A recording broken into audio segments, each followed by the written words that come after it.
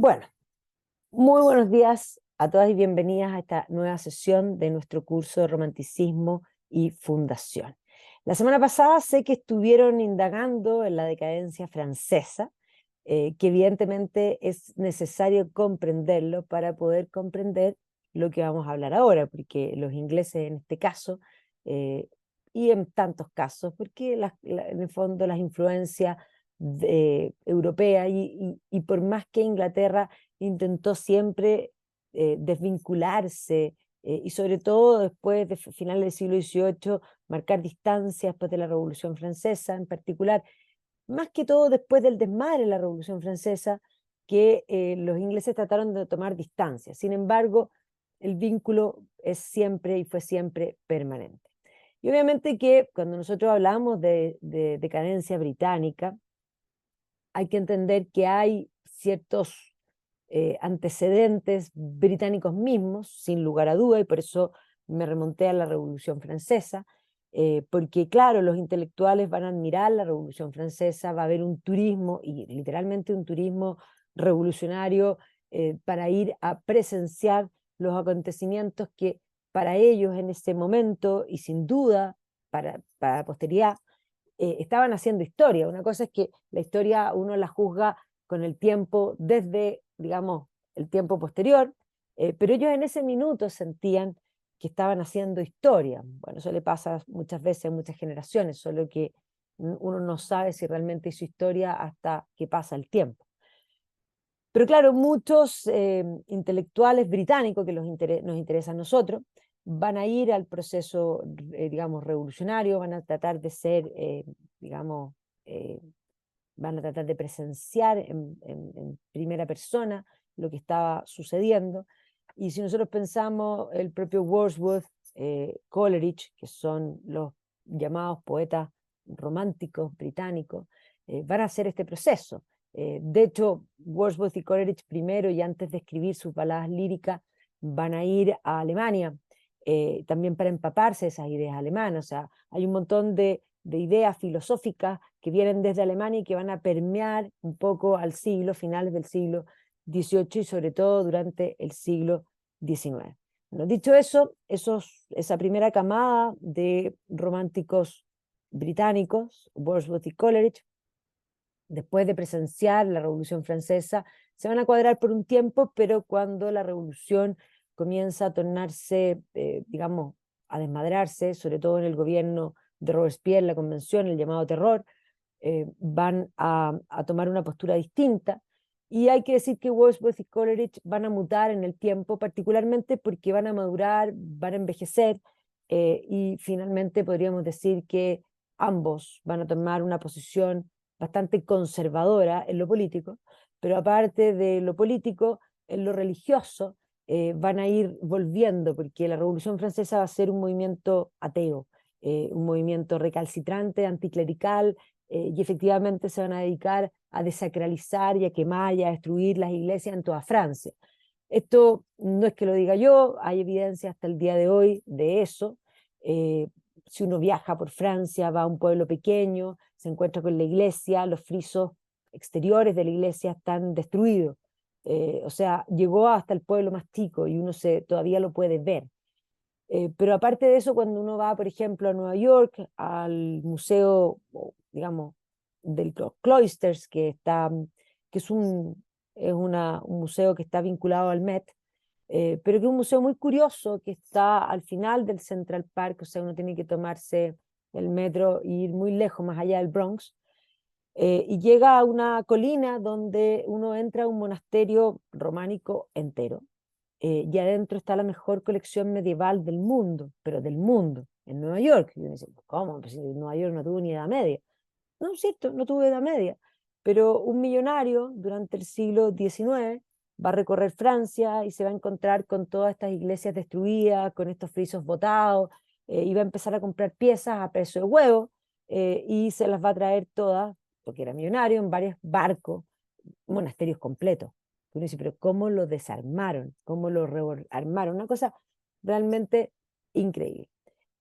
Y claro, ese anticlericalismo, en el caso de Wordsworth y Coleridge, va a ir mutando, Y generalmente cuando uno habla del romanticismo británico, uno habla de dos camadas, lo que se llama la camada de la luz, donde uno habla de Wordsworth y Coleridge, estamos hablando final del siglo XVIII, comienzo del siglo XIX, y la camada de la oscuridad, que son tres románticos revolucionarios también, pero que no van a tener la posibilidad de crecer, básicamente porque todos, brillantes, unos más, unos menos, ahí voy a un poco hacer esa referencia, van a morir jóvenes.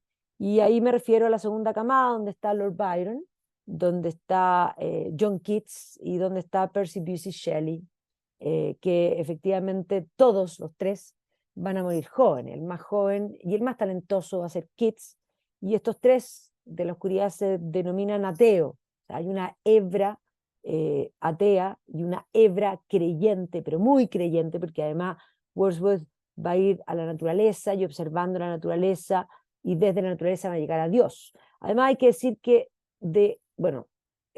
Keats, a pesar de ser ateo, tiene un sentido de trascendencia y se nota en su poema. Byron y Shelley tienen una vida personal desastrosa y son personajes, digamos, que tienen una esquizofrenia profunda, pero nunca tuvieron la oportunidad de madurar suficiente y de ordenar sus vidas. Yo siempre digo que si hubiesen vivido más, probablemente habrían terminado igual que Wordsworth y Coleridge, porque efectivamente el ser humano cuando madura no solo abandona generalmente el socialismo y se ponen realistas, el sentido de realismo hace que terminen en lo político más conservadores. Pero no tuvieron esa oportunidad, murieron todos jóvenes. El más que murió mayor fue Byron, pero terminó muriendo también en su idea romántica, con una vida peor que la de Schelling, muy desastrosa. O sea, la vida de Byron es realmente un ejemplo, y aquí un poco muchos comparan a Byron con Wilde, de tomar estas decisiones de autodestructivas, que los va a llevar a un círculo que finalmente Byron va a terminar peleando por la independencia de Grecia en este marco nacionalista y muriendo enfermo en Grecia. Pero además estaba en Grecia porque había sido expulsado, podríamos decir, de la sociedad británica por sus comportamientos. O sea, él se va a casar, va a tener una hija con su mujer, se va a separar de su mujer, va a tener una cantidad de amantes, o sea, se jactaba de ser, quizás sabía, un muy buen mozo, muy narciso, pero el punto es que va a terminar teniendo una hija con su propia hermana. O sea, Byron es un personaje muy complejo, ¿ya? Genial en muchos aspectos, sí, un dandy, y por eso mismo lo comparan con Oscar Wilde, y probablemente Oscar Wilde va a cultivar esa mirada. Wilde no va a ser el primer dandy, y tampoco podríamos decir que no tiene influencia. O sea, tenemos estos dos mundos que son súper importantes para entender a Wilde, porque claramente él se va a inspirar en los dos y va a tener de los dos. Wilde es un personaje complejo porque tiene dos caras, tiene máscaras, tiene, como dice, él escribe un ensayo que se llama La realidad de las máscaras, y la biografía de Pierce, ya que estábamos hablando de él, de Wilde, se llama, en el fondo, Oscar Wilde, en el fondo, creo que es como una realidad sin máscaras, o sea, sacando las máscaras, encontrando al verdadero Oscar Wilde. Entonces tenemos por una parte este romanticismo británico que está ahí en el ambiente, y tenemos este concepto byroniano, podríamos decir, de el dandy, que evidentemente Oscar Wilde va a cultivar, va adrede querer cultivar, pero no era el único tampoco, porque en el tiempo, en el siglo XIX, durante la era victoriana, el que va a ser primer ministro en varias ocasiones de la reina Victoria, que se llama Benjamin Disraeli, que era un judío, que también era un hombre de letras. Él escribe novelas, de hecho era un literato, un hombre vinculado al teatro, va a tener también esa vida teatral, y va a ser también considerado un dandy, ¿ya? Esas personas que marcan moda, que marcan estilo, que son irreverentes, que de alguna manera tiran la frase para el bronce en el momento preciso y que se convierten en el alma de las fiestas. Entonces Byron era eso, Disraeli era eso, y podríamos decir Wilde no es novedoso en eso es lo que quiero plantear. Pero sin duda se va a convertir en un ícono de muchas cosas, y sobre todo en el tiempo. O sea, si nosotros miramos a Oscar Wilde tiene un estilo impresionante. O sea, él va a nacer en 1854, o sea, entendamos que cuando situamos a Byron lo tenemos que situar, muere en la década del 20, creo que el 23 para ser específica.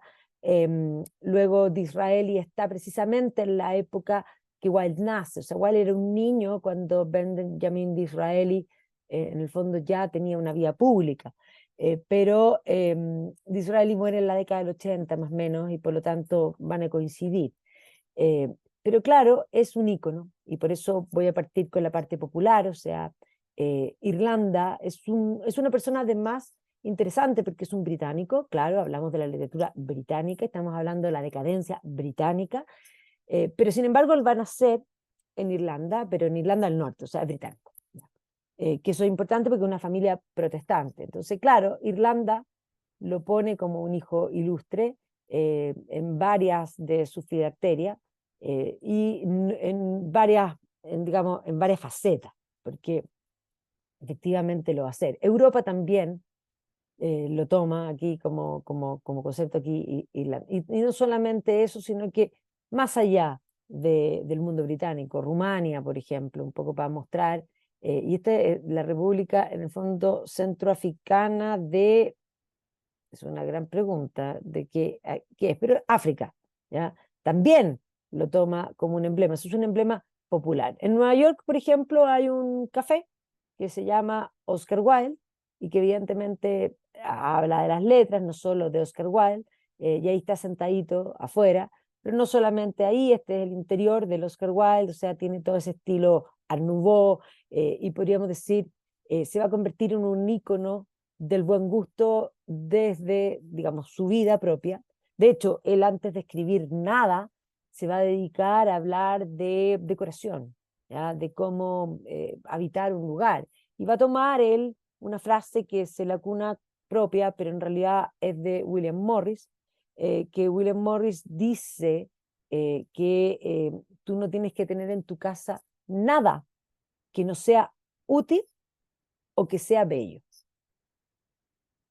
Esos son los dos criterios para acumular, digámoslo así, cosas que son útiles y cosas que son bellas. Y Oscar Wilde un poco va a plantear eso, poniendo un énfasis en la estética, porque no es solo la decadencia británica, sino también en lo artístico, y lo vimos cuando hablamos de los prerrafaelitas, los simbólicos. Es esta sociedad permeada por el movimiento estético, y que coincide con lo que nosotros llamamos como Belle Époque, que además tiene como cosa importante el auge económico. Y obviamente cuando hay auge económico, efectivamente hay más posibilidades de consumo. El propio Oscar Wilde, cuando ya alcanza cierta fama y se traslada a una casa en Chelsea, le escribe a un amigo y le dice: estoy totalmente quebrado. Era un hombre bueno para gastar en general. Estoy totalmente quebrado. Mientras tanto, tengo varias alfombras y varios muebles Chip and Dale. Chip and Dale es un diseñador de muebles británico, que evidentemente va a generar un estilo que lleva su nombre, que es Chip and Dale, que son estas sillas propiamente georgianas que son muy elegantes hasta el día de hoy, ¿ya? Y obviamente Oscar Wilde va a ser considerado desde entonces y por lo mismo y hasta hoy día, por eso muestro este pub, como ícono del refinamiento y el buen gusto. ¿Ya? Aquí no solamente, este no es tan elegante como el de Nueva York, pero evidentemente también, esto es Toronto, ¿ya? Ahí está la CN Tower al fondo, también le hacen guiño. Esto está en Dublín, esta es la escultura de Oscar Wilde, que está precisamente en el parque frente a la que fue su casa, ¿ya? Que obviamente es un lugar, la casa de los padres. Esto también es en Irlanda, pero esto es en Galway, un poco para mostrar que está presente en múltiples lugares. Un ícono en todos los aspectos, y estas probablemente son, bueno, muchas de sus fotos son extraordinarias. Él se va a convertir incluso, debido a su sofisticación y a su gusto y digamos, a esta fama previa a la literatura, porque él va a ser famoso sin haber escrito una letra. Bueno, sí, había escrito algunas letras, pero a nivel universitario se había ganado algunos premios, pero en realidad tenía una vida bastante disipada, digámoslo así, eh, y de goce, o sea, estaba vinculado a todo lo que era el buen gusto, y por lo mismo se va a convertir en el primer influencer. Va a ser el primer influencer, o sea, él de hecho va a terminar siendo rostro de la tienda Liberties. La tienda Liberties es una tienda muy importante, una tienda de departamento que va a surgir en la segunda mitad del siglo XIX y que va a abrir una tienda bellísima en Melbourne Street, ahí entre Regent's Park y Oxford Street, una callecita que está paralela a Oxford, y que tienen una tienda que van a abrir una tienda de estilo neo-Tudor, con una elegancia y sofisticación importante, poniendo un café al interior, y Oscar Wilde va a aparecer con este abrigo de foca, ¿ya? Que evidentemente era sofisticación y buen gusto, ya que eso un poco lo vamos a ir viendo. También es famosísimo por sus frases, o sea, hay dos personajes británicos que tienen esas frases para el bronce marcable. Uno es Oscar Wilde, sin duda, por su reverencia y por su inteligencia, porque la rapidez de frase implica una gran inteligencia, y G.K. Chesterton, que va a ser el otro.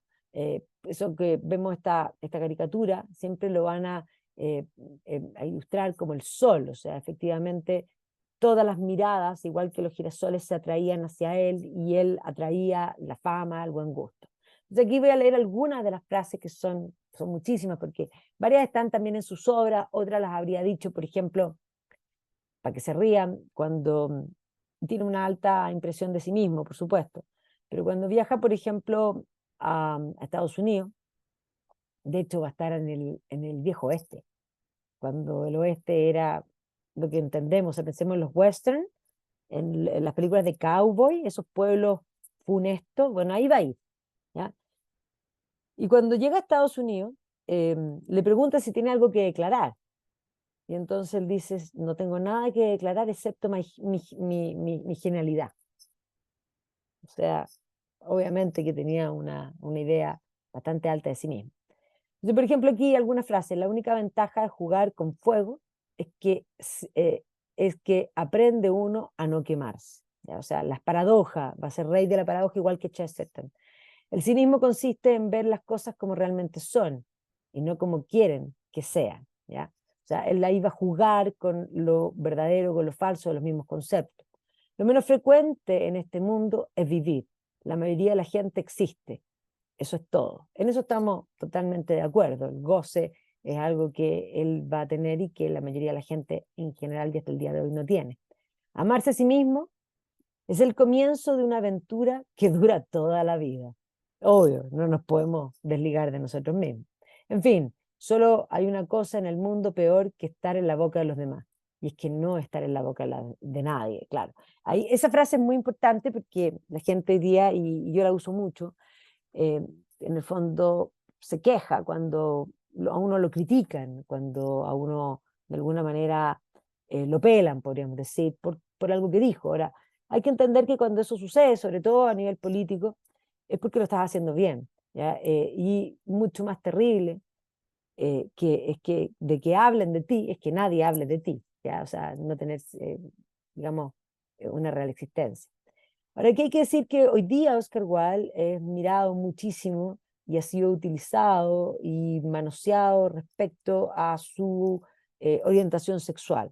¿Ya? Básicamente, hay grupos activistas políticos que han intentado establecer algo que va más allá de la orientación misma. Da lo mismo lo que él haya decidido en su vida. Y de hecho va a ser muchas cosas, no va a ser una cosa unívoca. Oscar Wilde, de hecho, se va a casar con una mujer, va a tener dos hijos, pero además va a tener esta vía doble, efectivamente vinculada al tema homosexual, que finalmente lo va a terminar haciendo caer.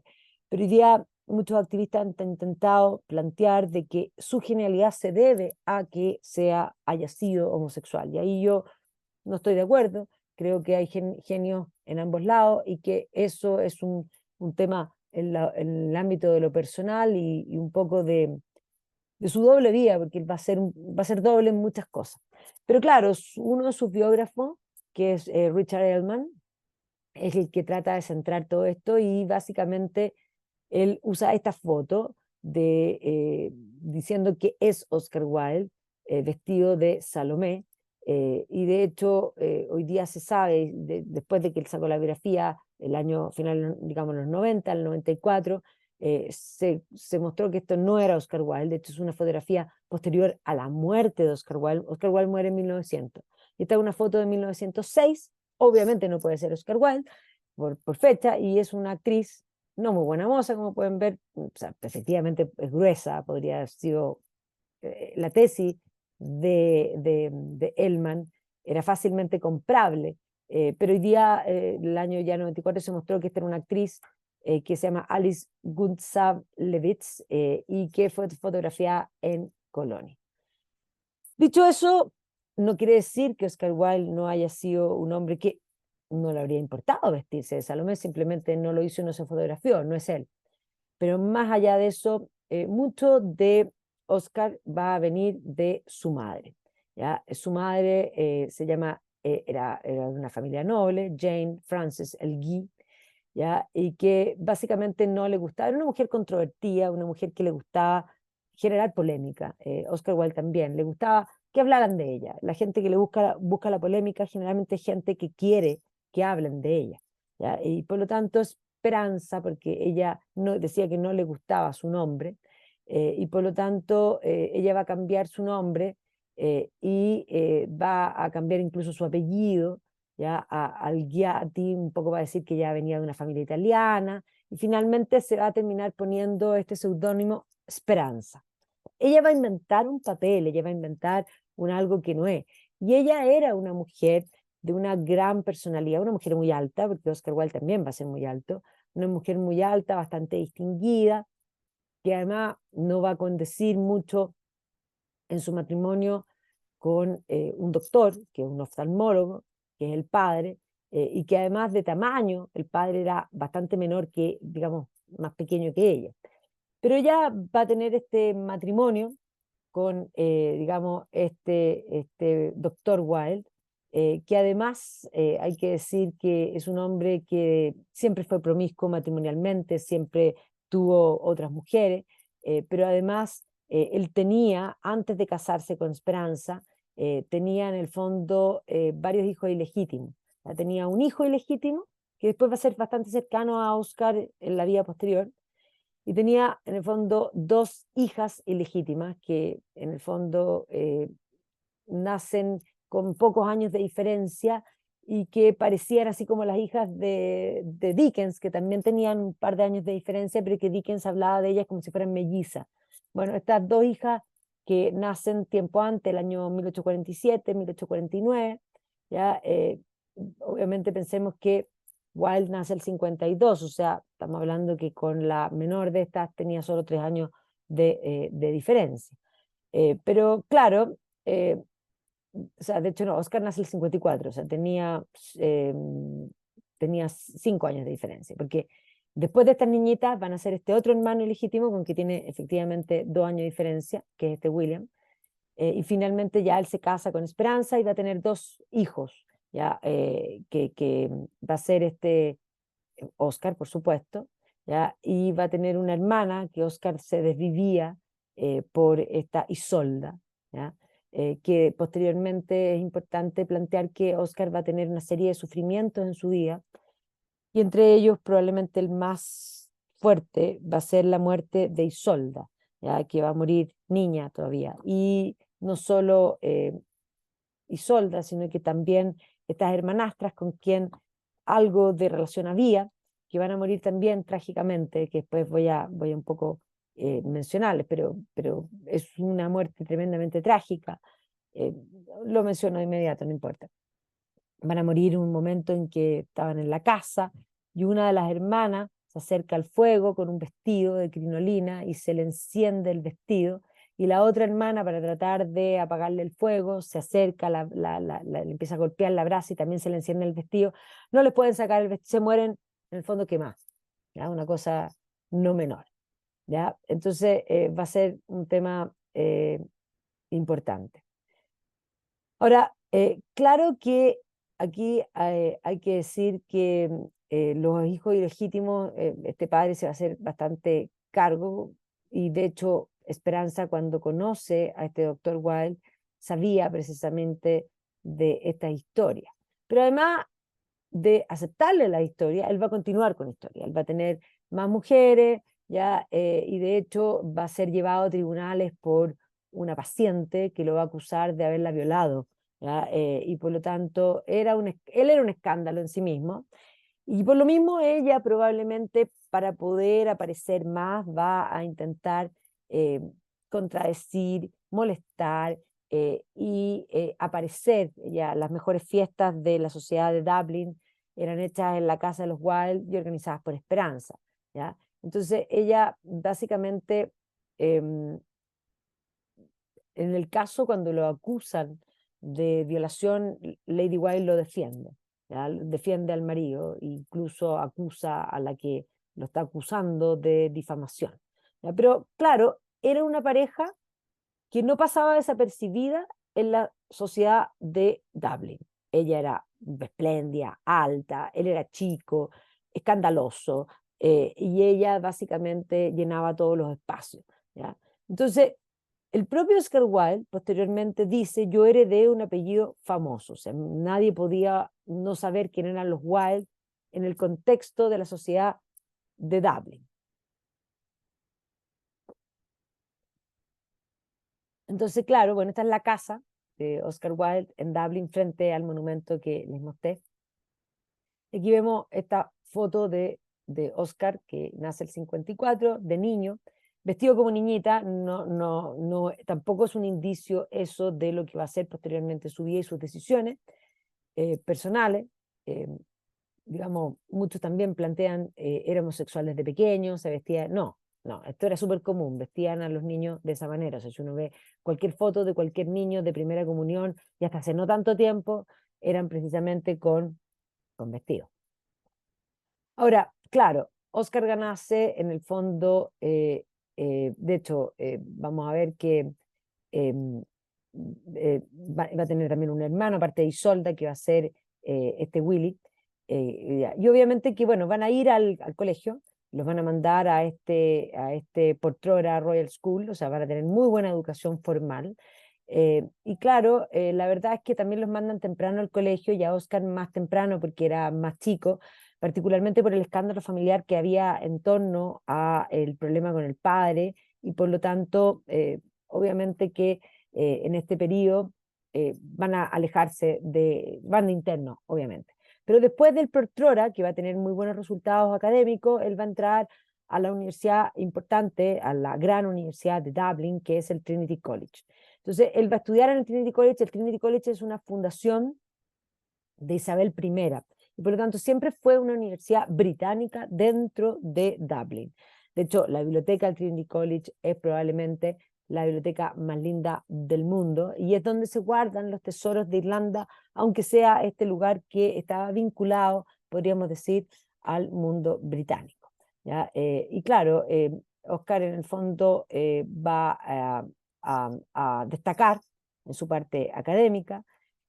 Se va a morir su hermana el 67, como les comentaba, Isolda, y para él va a ser una cosa terrible que lo va a tornar melancólico. Sus ojos eran precisamente esta hermana chica. También se van a morir sus hermanastras, como les dije, el 71, pero él básicamente se va a enfocar en los estudios, y ya va a tener, sí, y eso es importante, una beta estética, porque a él le va a gustar muchísimo los prerrafaelitas. Los prerrafaelitas es hablamos de ello hace un par de semanas, una vanguardia británica, estética, que busca mirar a las formas del mundo medieval, y un poco añora ese concepto que va a irse poniendo en la segunda mitad del siglo XIX de neomedievalismo. Oscar siempre va a amar lo estético, pero además va a leer los poemas de Rossetti. O sea, desde muy temprano también le va a gustar todo lo que es la poesía. Este es el Trinity College, la entrada a un edificio como toda la ciudad de Dublín, georgiano, ¿ya? Que evidentemente yo dije que era una fundación de Isabel I, no hay edificios de esa época temprana. La mayoría de los edificios del Trinity College son, digamos, de esta arquitectura georgiana, que es la época que se construye todo Dublín. ¿ya? Entonces, esta época es una época, como, bueno, todas las épocas en realidad en Irlanda van a ser épocas de conflicto religioso. Irlanda va a tener problemas con Inglaterra, en particular, no desde la ocupación anglo-normanda, porque eso no es así. Los normandos van a ocupar en el siglo XII, y digamos final del siglo XIII, Irlanda, pero esos señores eran católicos, Irlanda era católica, Inglaterra también era católica. Esos señores anglo-normandos se van a gaelizar y por lo tanto van a coexistir de una manera bastante pacífica. Pero posteriormente vamos a ver que, claro, lo que sí van a hacer los anglo-normandos es que van a cambiar toda la fisonomía, porque los normandos construían en piedra, Irlanda se van a llenar de castillo, es más, se va a nombrar a Juan Sin Tierra señor de Irlanda, pero podríamos decir que los conflictos radicales no comienzan ahí. Pero sí los conflictos van a comenzar cuando Inglaterra hace la reforma, y por lo tanto Enrique VIII rompe con la iglesia, y por lo tanto vamos a ver que ya en el gobierno de Isabel I va a haber, y va a haber una política de ocupación de Irlanda distinta, ya no solamente de que hayan ingleses, sino que hacer enclaves protestantes dentro de Irlanda, porque es Isabel I la que le da estructura a la iglesia de Inglaterra. Ella funda el Trinity College precisamente también por eso, pero a ella le va a tocar apaciguar una rebelión en el norte de Irlanda que se llama la rebelión de Tyrone, y que evidentemente eso va a implicar que la política posterior a vencer a esta rebelión va a ser de intentar subyugar y poner más plantaciones de, digamos, de protestantes, de reformados en Irlanda. Y eso va a generar el conflicto posterior, porque de ahí en adelante Irlanda va a estar siempre en conflicto. Entonces, si nosotros pensamos que las guerras de religión en Inglaterra inician con Isabel I y se extrapolan en el tiempo incluso hasta la guerra civil, bueno, en el caso de Irlanda va a ir creciendo porque la guerra civil va a ser una guerra donde efectivamente Irlanda, intentando buscar espacio para el catolicismo, se van a cuadrar obviamente siendo católicos con el rey, porque además el rey Carlos I prometía dar más libertad a los católicos, pero claro, cuando el rey y los realistas son derrotados, la represalia contra Irlanda va a ser inmensa, Oliver Cromwell va a ser terrible con Irlanda, y de ahí en adelante todo lo que la política y la religión van a estar de la mano, porque si uno piensa en los movimientos jacobitas, cuando finalmente el hermano de Carlos II, después de la restauración, después de Oliver Cromwell, se convierte al catolicismo, lo sacan del trono. Y obviamente que los irlandeses estaban con él, y por lo tanto se van a pelear. Después de las guerras de Oliver Cromwell, las llamadas guerras wilemitas, William of Orange, que había usurpado al suegro, va a diezmar también a Irlanda. Y posteriormente de estas guerras wilemitas, durante el siglo XVIII, van a haber intentos que, de hecho, inspirados en las ideas de la Revolución Francesa.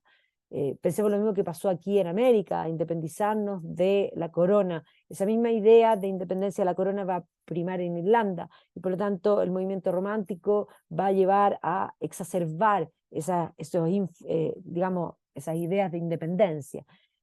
Y de ahí en adelante la política se va a enrarecer, Irlanda finalmente va a terminar perdiendo el parlamento, la subyugación, se va a instalar todo lo que va a ser la Protestant Ascendancy, es decir, los protestantes vivían muy bien en Irlanda, no así el resto de la población, porque se van a aplicar digamos, las llamadas penal law, las leyes penales que prohibían no solo el catolicismo, sino que decretaban que los católicos eran ciudadanos de segundo orden, que no podían ejercer profesión, que no podían educarse, que no podían tener un caballo que costara más de 5 pounds.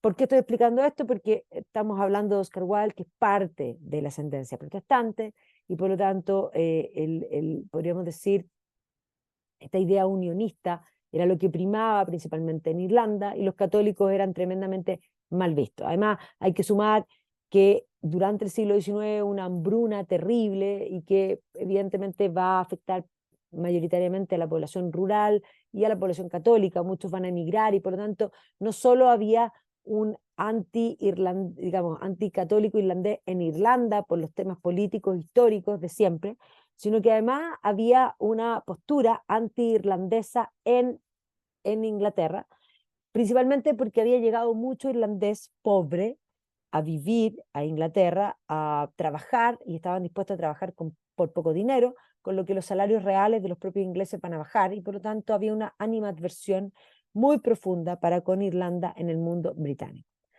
Entonces, él es un irlandés, ¿de acuerdo? Pero de la Protestant Ascendancy, por lo tanto, él se siente británico, ¿ya? Y obviamente que aquí también hay un tema importante porque la madre, para molestar al padre, que era un protestante, obviamente, ella siempre se va a acercar a los curas católicos. De hecho, ella, para molestar al padre, va a bautizar a sus dos hijos católicos, o sea, a sus hijos, a su hija también. Y obviamente Oscar Wilde no era católico, pero sí estaba bautizado. Y eso era principalmente, y la madre siempre lo hacía conversar con los curas, y por lo mismo podríamos decir que en este ambiente anticatólico, Oscar Wilde no era anticatólico, ¿ya? Era distinto.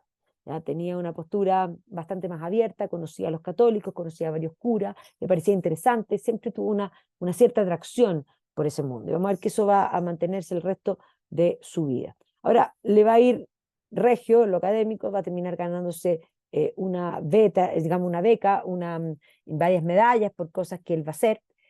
Y claro, él estudia, como digo, en este Trinity College, y él siempre va a tener una aspiración, esta es la biblioteca del Trinity College, una belleza, va a tener una aspiración a irse a Inglaterra, mirando siempre Inglaterra, mirando principalmente a Oxford. Él sentía que Dublín era demasiado provincial, digamos, provinciano para él. Él se sentía un hombre que tenía grandes ínfulas.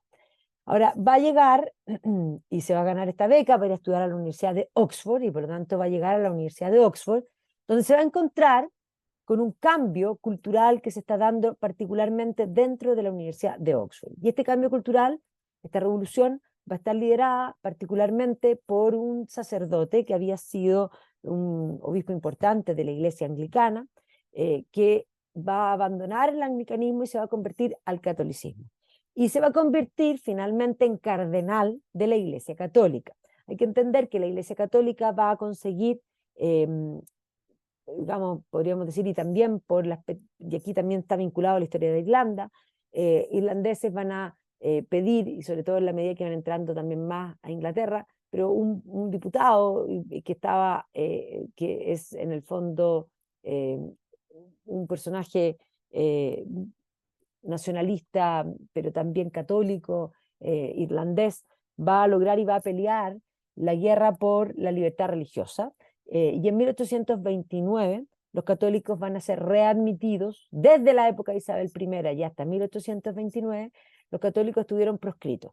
Eso significa que no solo no se podía ser católico, era perseguido por la ley, sino que, bueno, no podían haber curas católicos, muchos curas católicos en la época isabelina, principalmente jesuitas, van a morir por alta traición, porque además hay que decir que sí, esto no era un tema solo religioso, era político también, pero va a ser la iglesia perseguida, no van a poder tener diócesis, no van a poder tener obispos, no van a poder tener iglesia, no van a poder ejercer su religión. Entonces el año 29 se autoriza la Iglesia Católica, de hecho posteriormente y lo vimos cuando hablamos de los prerrafaelitas, el Papa digamos, en reciprocidad a esta ley que permite el catolicismo, va a permitir la fundación de iglesias anglicanas en Roma, y ahí es donde Burne-Jones hace la iglesia de San Pablo, intralimuro con sus interiores.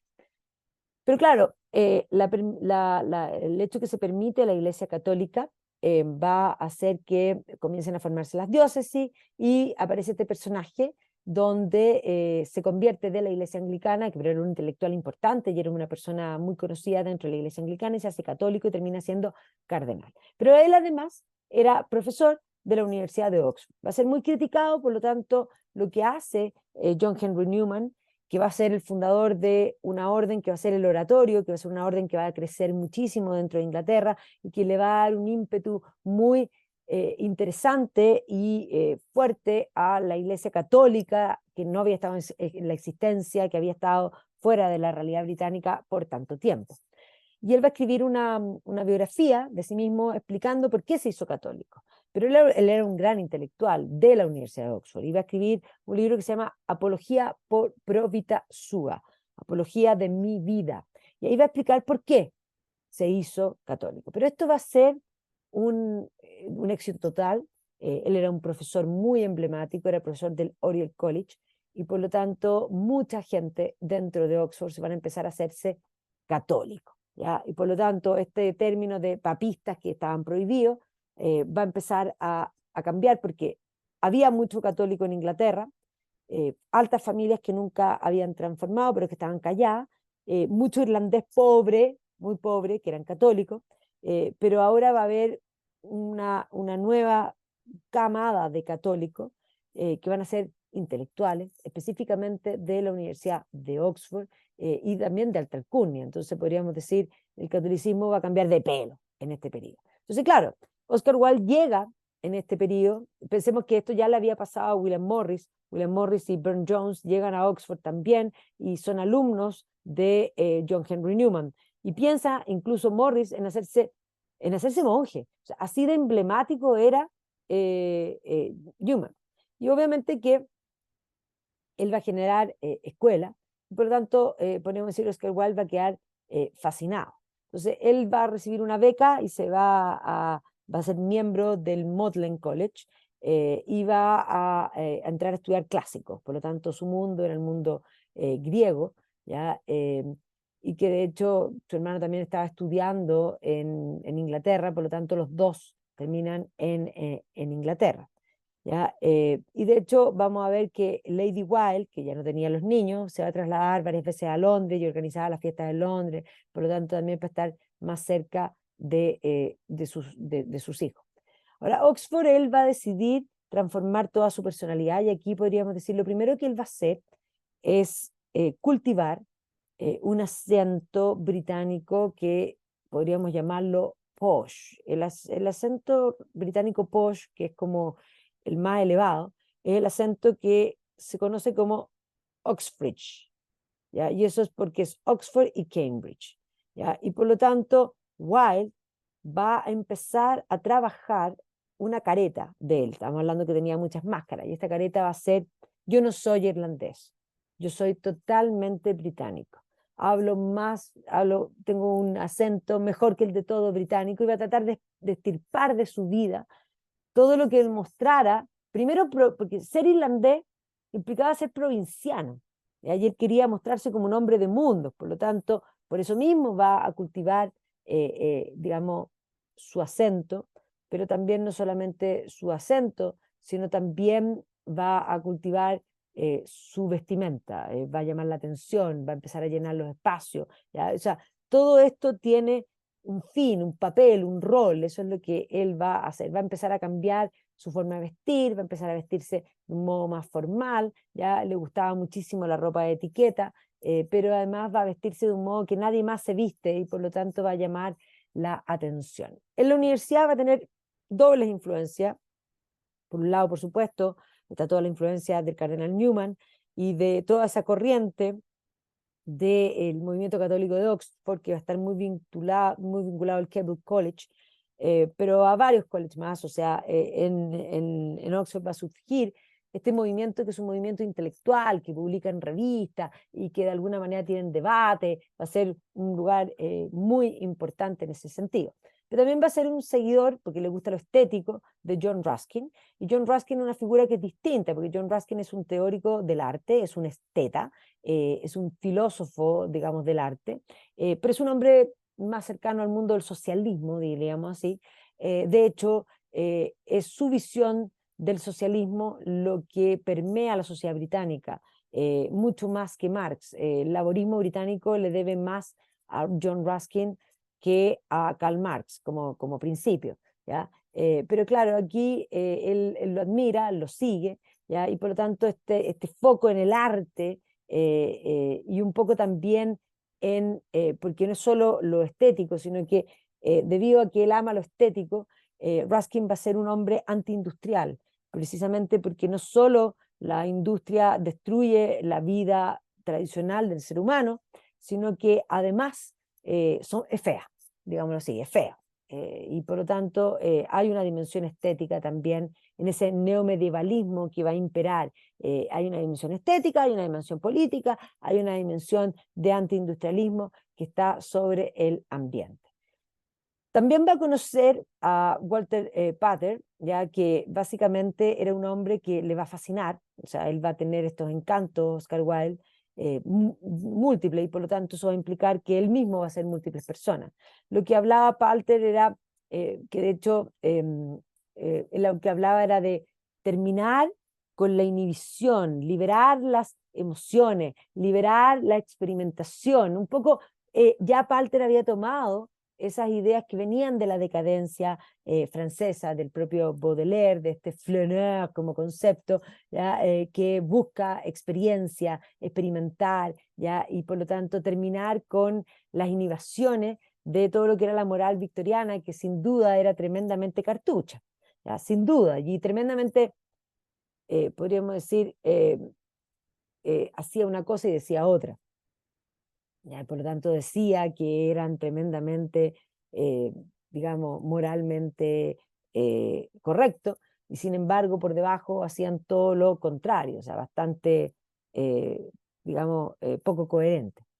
Pero claro, John Henry Newman va a ser algo que va a ser muy importante también para él, así como está esa idea flaneur de la decadencia francesa que va a estar por debajo, también va a estar esta beta católica que va a estar toda su vida. De hecho, él se va a acercar a los grupos católicos dentro de la universidad, va un poco a pololear un poco con ellos, con esta idea del catolicismo. Además, dentro de su visión estética, él va a admirar muchísimo el rito católico, que era estéticamente precioso, y evidentemente él consideraba que esto era estéticamente superior y por lo mismo le gustaba. Y de hecho, los católicos, y aquí vamos a ver que todos los grupos que son diversos y que pelean entre ellos, que de alguna manera Oscar Wilde se vinculaba con los dos, se lo van a pelear. Entonces los católicos lo van a invitar a Roma y los ateos lo van a invitar a Grecia. Entonces él va a ir a Grecia con los ateos, y un poco esta idea de empaparse de la estética griega como un sucedáneo también del vacío moral y espiritual, digamos, que tenía el siglo XIX, sobre todo para la segunda mitad. Por otro lado, después de Grecia va a decidir, de hecho, pasar por Roma, ¿ya? De hecho, en Roma va a terminar conociendo al Papa, va a quedar sumamente. Pío XI. Pío XI es un papa muy estricto, un papa muy tradicionalista, un papa que de hecho va a salir a reclamar contra el modernismo. El modernismo es esta idea de que la iglesia tiene que ajustarse a los tiempos, movimientos franceses como el movimiento Le Sillon, ¿ya? Y como el modernismo francés, que de alguna manera van a empezar a meterse en la política y a vincular, digamos, a la iglesia, a vincular la política con la religión, ¿ya? Y Pío XI va a reaccionar a todo esto, y va a sacar, digamos, varias encíclicas que son muy duras.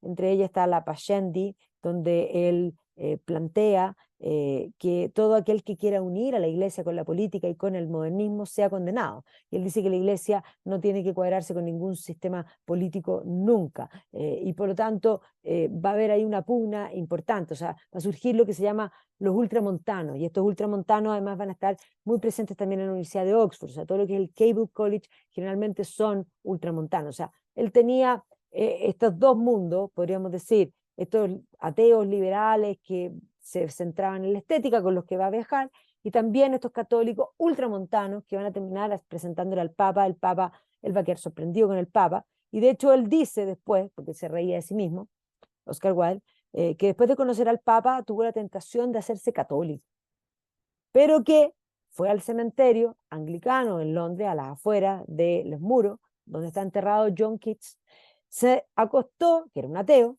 en la tumba de Keats, y él mismo dice, se me pasó. Tuve el impulso de hacerme católico, me fui a la tumba de John Keats, me acosté y se me pasó. Pero nunca se le va a pasar del todo, ¿ya? O sea, siempre va a tener presente eso. Entonces, por una parte, él lee y sigue a John Henry Newman, por otra parte, va a leer aquellas aguas que van a alimentar el pesimismo en la historia, podríamos decir, va a leer a Schopenhauer, y obviamente que esa visión pesimista, atea, por supuesto, va a terminar tuteando esta pulsión católica que va a estar presente en la vida de Wilde siempre, ¿ya? Y por lo tanto, Wilde es una persona en conflicto. En la universidad, como les dije, le gustaba vestirse de etiqueta. Esta es la pieza de Oscar Wilde, que hoy día hay que decir que es bien importante porque el nieto de Oscar Wilde va a entrar a Oxford y va a entrar al Model College y finalmente le van a dar la pieza a Oscar Wilde. ¿Ya? O sea, el nieto, los Wilde volvieron, podríamos decir, a Oxford. Ahora, en este periodo que él está estudiando en Oxford, él tenía una polola en Dublin, que se llama Florence Balcombe. Él se enamora de ella, la cortejó, finalmente le regaló una cruz de la familia, pidiéndole matrimonio, pero él volvía a Oxford y la idea era volver, pero se ausentaba largos periodos. Pero él creía, era un hombre de gran pasión, por lo tanto, la gente de gran pasión en general siempre le ponen mucho entusiasmo a muchas cosas al mismo tiempo, y por lo mismo eso que se expresa en las dedicaciones y en las cosas a que de alguna manera ponen corazón, también se expresa en las relaciones humanas, porque generalmente creen estar siempre enamorados. Ahora, claro, aquí él, de hecho, si nosotros vemos esta foto es porque está tenida, digamos, no es solamente una tenida formal. Él, dentro de la universidad habían unas ligas masónicas, unas logias, perdón, unas logias masónicas, y una en particular, que era la logia Apolo, tenía esta vestimenta extraordinaria que Oscar Wilde miraba con una envidia profunda, y por lo tanto, solo para poder vestir como ellos, él se va a enrolar en la logia Apolo. O sea, va a ser simpatizante de los católicos, ateo, masón, un poco para que vean que era una mezcla importante. ¿Ya? Ahora, su madre organizaba las fiestas, y ya en esta época, las fiestas de la mamá, él siendo estudiante, todavía no ha logrado nada particular, digamos, de su vida, él llenaba todas las fiestas, y por lo tanto se va a convertir ya desde esta época en el alma de las fiestas, y obviamente un hombre de una gran inteligencia importante.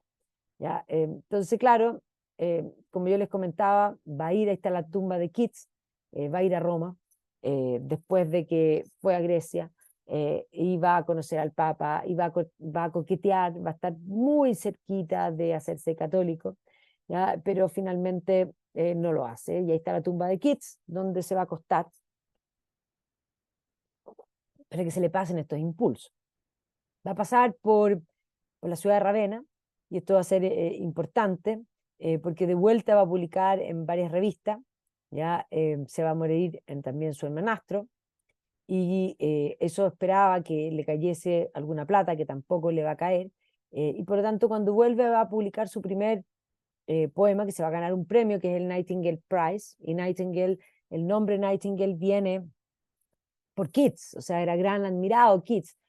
Muchos consideran que Keats fue el poeta más importante y probablemente el escritor británico más importante después de Shakespeare, y que si no se hubiese muerto tan joven, podría haber sido más que Shakespeare. Nunca lo vamos a ver porque se murió joven, pero efectivamente va a dejar un legado, y uno de los poemas más famosos de Keats es The Nightingale, y por lo tanto el Nightingale Prize hacía eco precisamente a Keats.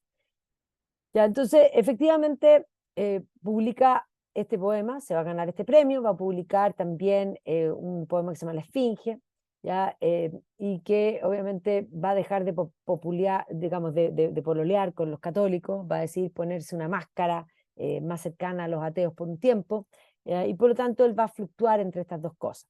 Esta es su foto de graduación, que evidentemente le encantaba vestirse de esa forma, y cuando él termina, vuelve por un tiempo a Dublín para ir a buscar a su polola, digamos, Florence Balcombe, le dice que no se va a casar con él, le devuelve la cruz que le había regalado, una cruz de oro, y le comenta que ella está saliendo con otro irlandés, que también va a ser contemporáneo y también va a ser escritor, también va a ser famoso en Inglaterra, que va a ser precisamente Bram Stoker. O sea, Bram Stoker es el autor de Drácula, y que vivía y era empresario teatral dentro de Londres, y que administraba el teatro digamos, de John Henry, de Irving, que era del Lyceum. ¿Ya? Entonces, bueno, ya finalmente Florence se va a casar con él y va a tener un hijo con él.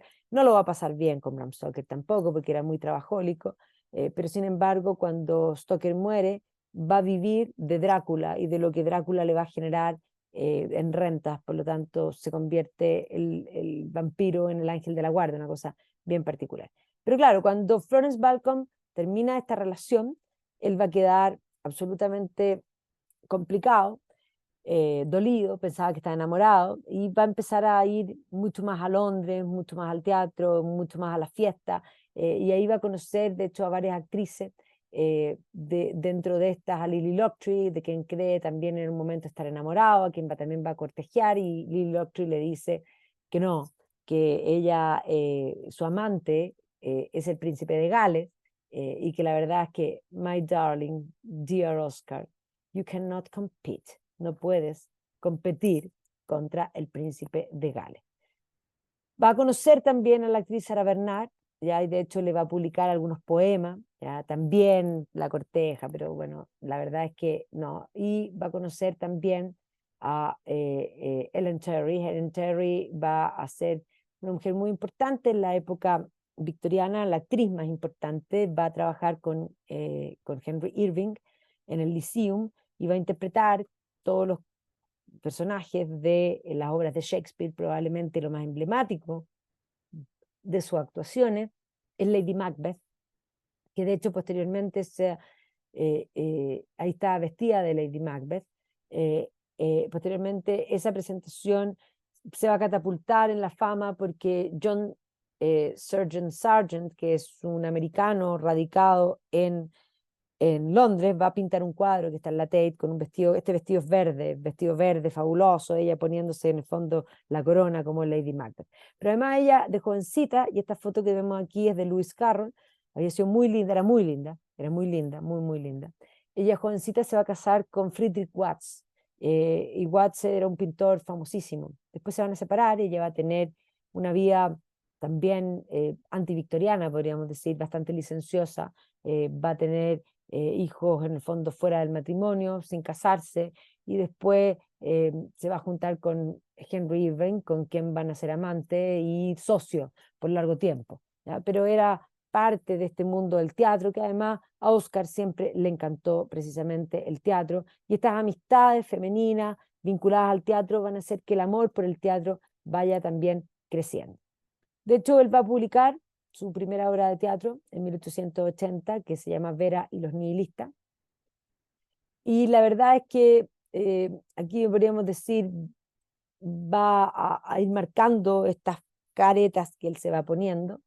Los nihilistas, este concepto del nihilismo, Nietzsche, está en el ambiente, ¿ya? Y un poco él va a decir que el nihilista es ese extraño mártir sin fe, que vive sin entusiasmo y que muere por aquello en lo que no cree. O sea, la verdad es que es una vida vacía. O sea, él tenía este aspecto profundo, trascendental en su vida, opta por las máscaras en un momento, pero evidentemente va a considerar con digamos, alta crítica estos movimientos nihilistas que se quedan en la inmanencia, que están precisamente en su época en el ambiente. Esta obra no va a tener éxito para nada, y por lo tanto Oscar, podríamos decir, famoso no es. Pero claro, se va a dedicar a ser este influencer de Liberties, con eso va a ganar plata, a ir a las fiestas, toda la gente lo requería, y por lo tanto no tiene todavía ningún éxito. Ha publicado, claro, se ganó el premio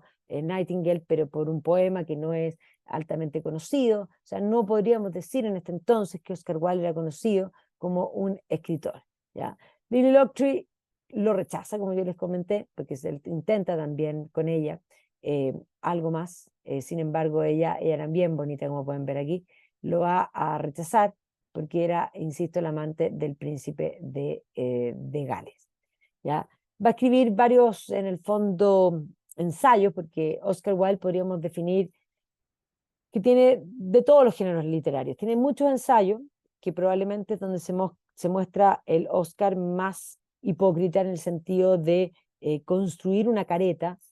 Ahí es donde está el Oscar que termina criticando toda idea trascendente, todo, podríamos decir, catolicismo, y trata de enfocarse como un hombre de su tiempo, ¿ya? Va a publicar ensayos, va a publicar cuentos de niños, que son todo lo contrario, son cuentos que tienen inmensa trascendencia, sentido de verdad, bien y belleza, que de alguna manera reflejan a un hombre creyente y con una moral objetiva. Son son realmente parábolas los cuentos de Oscar Wilde.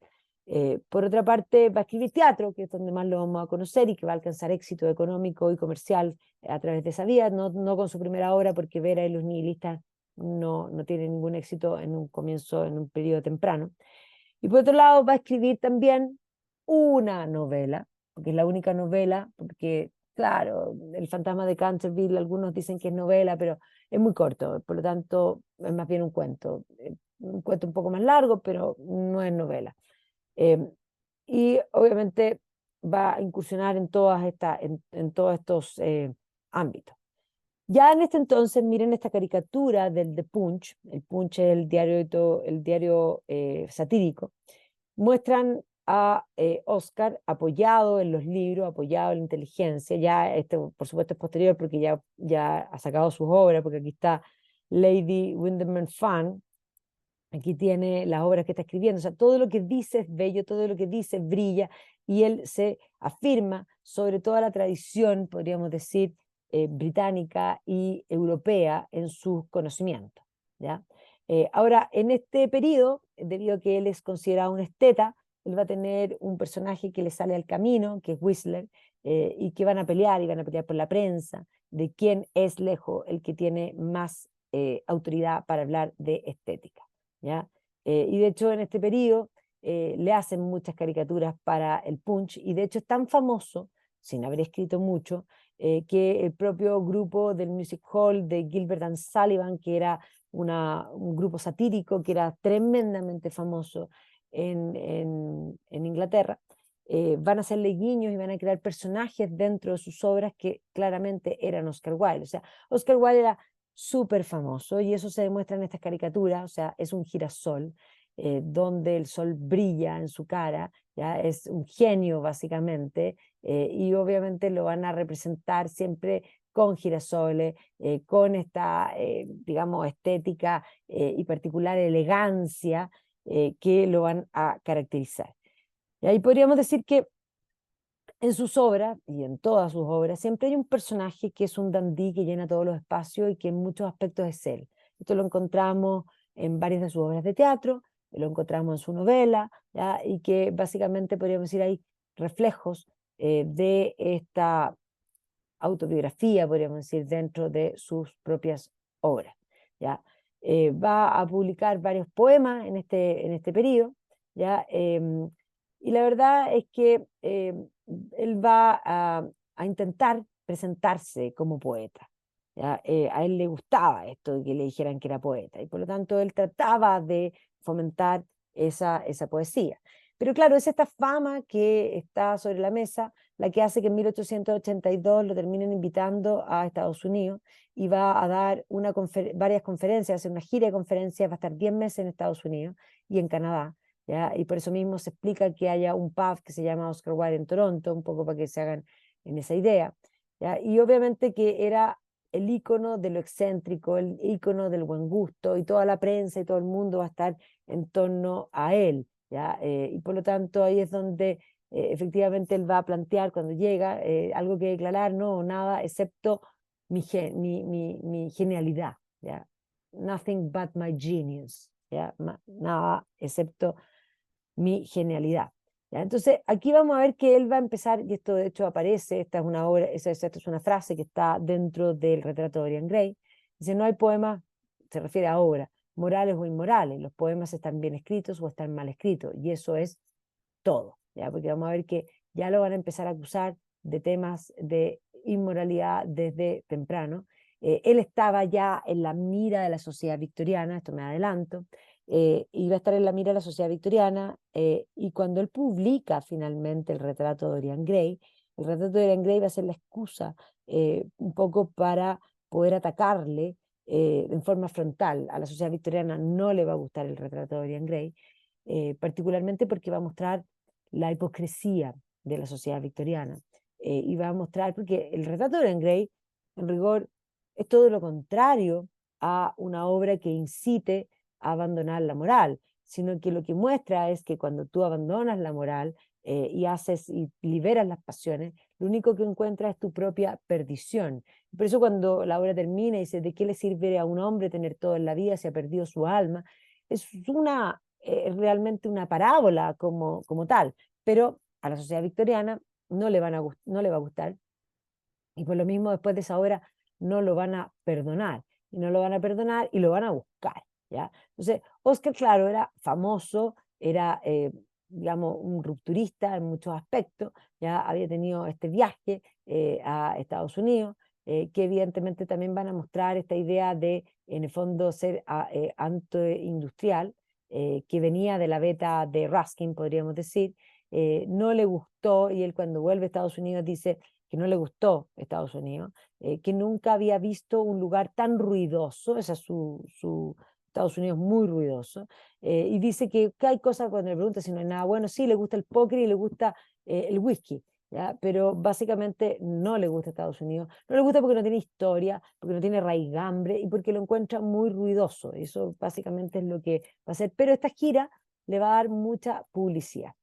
¿Ya? Y aquí hay que decir que efectivamente para esta época se estaba desarrollando ya todo lo que van a ser las vanguardias francesas, esta decadencia. Él en 1883, de hecho, va a ir a París, va a permanecer 3 meses ahí, va a conocer a varios miembros de la decadencia, va a conocer a Verlaine, va a conocer a Victor Hugo, que es un mundo distinto, a Mallarmé, a Solá, a Goncourt, ¿ya? Y también a Degas, o sea, va a codearse con la intelectualidad francesa, y le va a gustar mucho la sensualidad que propone las vanguardias, ¿ya? Y obviamente que estas vanguardias que son rebeldes al antiguo régimen, ¿ya? Va a escribir otra obra de teatro que es La Duquesa de Padua, que tampoco, que está inspirada en una obra de Shakespeare, tampoco va a tener éxito.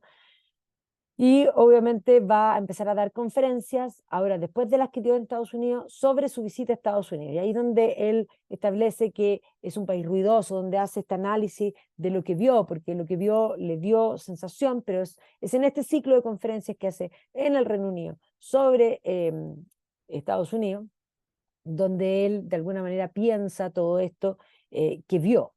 Ahora, va a volver a enamorarse, va a conocer a Constance Lloyd, se va a casar con ella, ¿ya? Y de hecho él lo que plantea, él la va a querer y la va a querer el resto de la vida y van a ser, ella va a ser una mujer, una muy buena mujer y una mujer muy fiel y que va a intentar todo lo que puede con Oscar, pero evidentemente Oscar se desborda en sí mismo y por lo tanto ella no va a poder contra Oscar.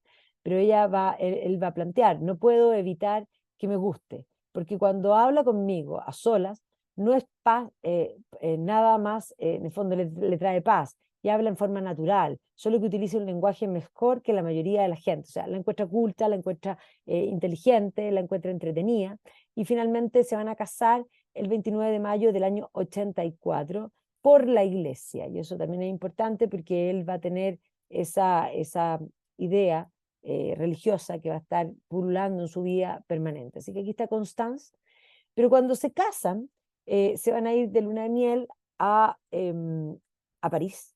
Y mientras están en luna de miel, él va a leer este libro que se llama, en el fondo, Au Rebout, que se llama Contrapelo, de Huysmans, y que un poco es la oda pero en novela, de lo que es la decadencia francesa, de lo que es las flores del mal como concepto.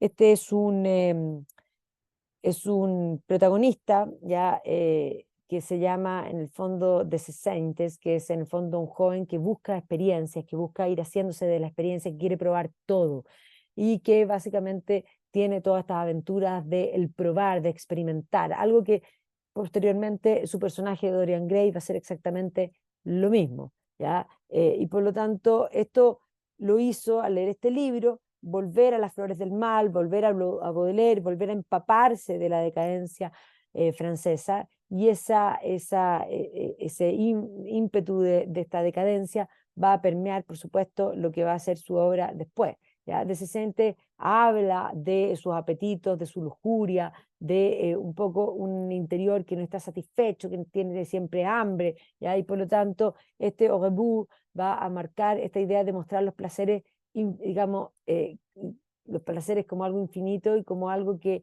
en el fondo es más, en términos económicos, digamos, las necesidades son infinitas y los placeres que puedo tener son finitos, por lo tanto tengo que elegir de placeres. Es un poco esa llevar a términos económicos lo que es el hedonismo. Eso es lo que básicamente va a ser. Y claro, de hecho, vamos a ver que la misma decadencia francesa, que había querido experimentar todo, que habían probado todo, que habían caído y habían destruido sus propias vidas, en un momento, de hecho, digamos, el propio Baudelaire y otros decadentes franceses van a terminar planteando de que no queda más. O sea, hay un momento en que ya tocan fondo, y cuando tocan fondo dicen que tienen que elegir entre la pistola o la cruz.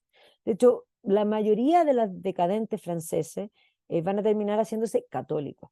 Y algunos de ellos, particular, se va a hacer hasta monje, ¿ya? O sea, hacen toda la vuelta, ¿ya? Llegan, tocan el fondo, pierden la vida, pero antes de perder el alma deciden reconciliarse, ¿ya? Entonces, aquí podríamos decir, me llamé Verlaine, Verlaine es el que se hace cura. ¿Ya? De hecho, él también era homosexual, rompe con su amante homosexual y termina haciéndose monje. ¿Ya? Y por lo tanto, la decadencia francesa le tocó tocar el barro más profundo.